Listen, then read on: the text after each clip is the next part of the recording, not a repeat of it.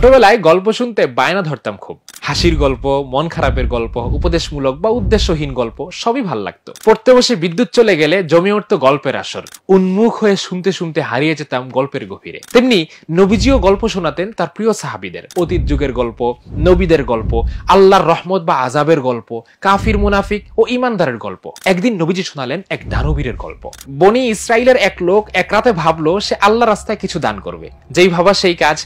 কিছু সম্পদ নিয়ে সে বের হয়ে গেল এবং রাতের অন্ধকারে না বুঝেই এক চোরকে সব দিয়ে দিল। সকাল হতেই এটা জানাজানি হয়ে গেল এবং লোকজন বলাবলি করতে লাগলো যে আজ রাতে এক চোরকে সাদাকা দেওয়া হয়েছে। দানকারী ভদ্রলোক এটা জানতে পেরে মনে মনে ভাবলো আজ রাতে আবারও দান করব। এবং ঘটনাচক্রে এবার তার দান গিয়ে পড়লো এক ব্যভিচারিণীর হাতে এবং সকাল হতে না হতেই লোক মুখে এটিও ছড়িয়ে পড়লো। লোকটার ভীষণ মন খারাপ হয়ে গেল এবং সে ভাবলো আজকে আবার দান করব।